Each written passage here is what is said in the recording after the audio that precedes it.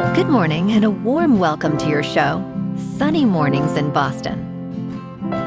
I'm your host, Melissa, and it's Thursday, March 5th. You'll be interested to know. 80 years ago, today, in 1946, Winston Churchill delivered his famous Iron Curtain speech in Fulton, Missouri, calling for Anglo-American leadership to defend democratic values and to recognize a shifting post-war order. His clear appeal for unity helped shape public understanding of a new geopolitical divide and inspired cooperative strategies that guided Western policy in the decades that followed. So now you know. And now, it's time for the weather report. This morning, it's areas of freezing fog, and it feels like 25 degrees with 5-mile-per-hour wind. The sunset will take place at 5:38, and it will rise again tomorrow at 6:07.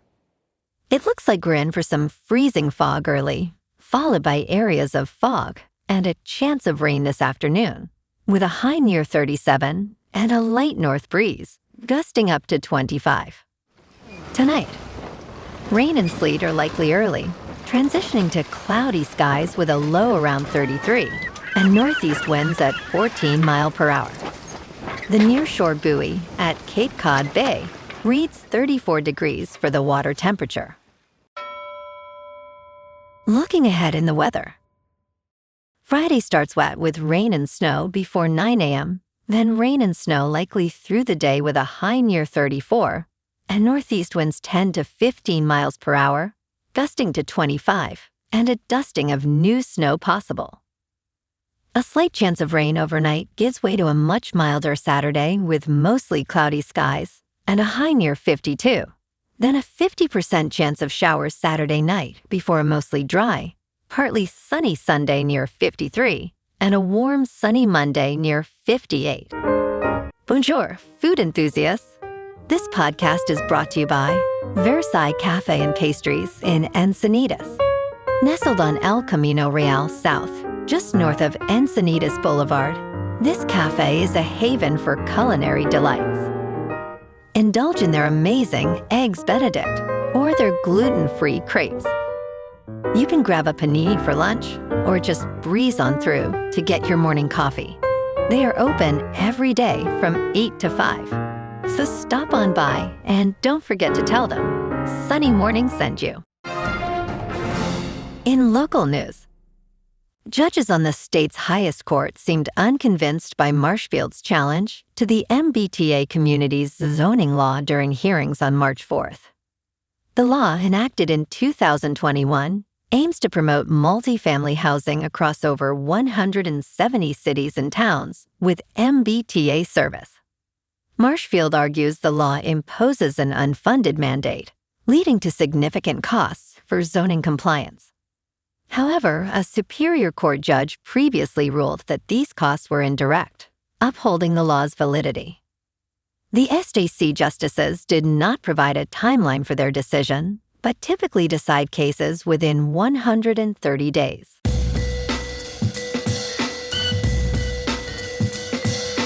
Now on to sports.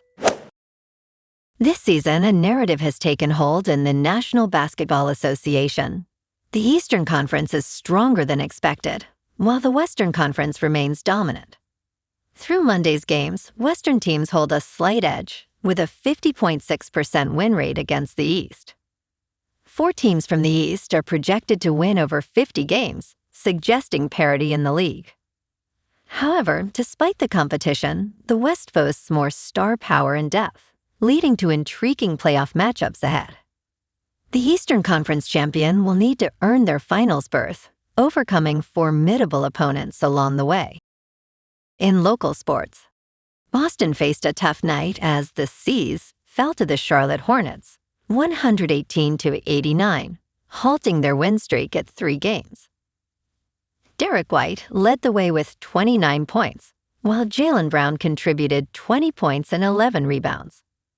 The Hornets, with Con Newpol scoring 20 points, extended their win streak to 6 games and moved above 500 for the first time since October 26. Boston struggled with shooting, hitting only 38% from the field and connecting on just 10 of 36 from beyond the arc. The Celtics will look to bounce back as they host Dallas on Friday. In top news, Apple Chief Executive Officer Tim Cook promised a big week of product announcements, which included a new budget-friendly iPhone model, an entry-level MacBook, updated iPad Air versions, refreshed monitors, and advanced chipsets. These products were showcased during media events held on Wednesday in New York, London, and Shanghai. The latest iPhone, the iPhone 17e, starts at $599 and features enhanced storage and camera capabilities. The refreshed iPad Air begins at $599. Additionally, Apple introduced the MacBook Neo, priced at $599, targeting budget-conscious buyers. The new monitors start at $1,600 for the Studio Display and $3,300 for the Studio Display XDR. In business news, in a defeat for the Trump administration, a federal judge in New York ruled that companies that paid tariffs are due refunds. Judge Richard Eaton of the U.S. Court of International Trade stated that all importers of record were entitled to benefit from the Supreme Court ruling that struck down these tariffs. The federal government could ultimately be liable for refunds worth $175 billion. Barry Appleton commented that this ruling is a great decision for importers and consumers who paid tariffs. In crypto movement, Bitcoin is up 7% to about $73,000. Ethereum is up 7% to just over $2,000.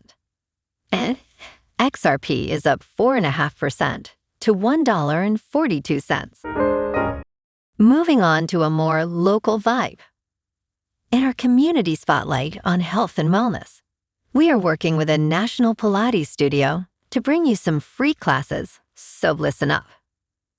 Check out Club Pilates, with several locations in the Boston area. Pilates presents a comprehensive wellness approach, cultivating strength, reducing tension, and elevating mental well-being. Scientific research affirms its benefits. So now you can check out Club Pilates for a free class.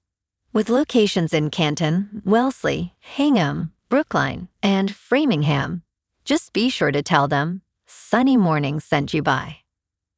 And now, back to the show. Let's talk tech. OpenAI's Chief Executive Officer Sam Altman spoke at the Artificial Intelligence Summit in New Delhi, India, on Thursday, February 19th, 2026. And now, artificial intelligence has inspired 2 documentaries that explore its potential dangers and benefits. The films Deepfaking Sam Altman and the AI doc investigate the technology's implications amid rising concerns about job loss and human intelligence erosion. Adam Balaloff, director of Deepfaking Sam Altman, highlights the importance of confronting anxieties surrounding artificial intelligence. Meanwhile, the AI doc examines the divide between pessimists and optimists regarding artificial intelligence's future. As the debate intensifies, the documentaries offer unique perspectives on this evolving technology.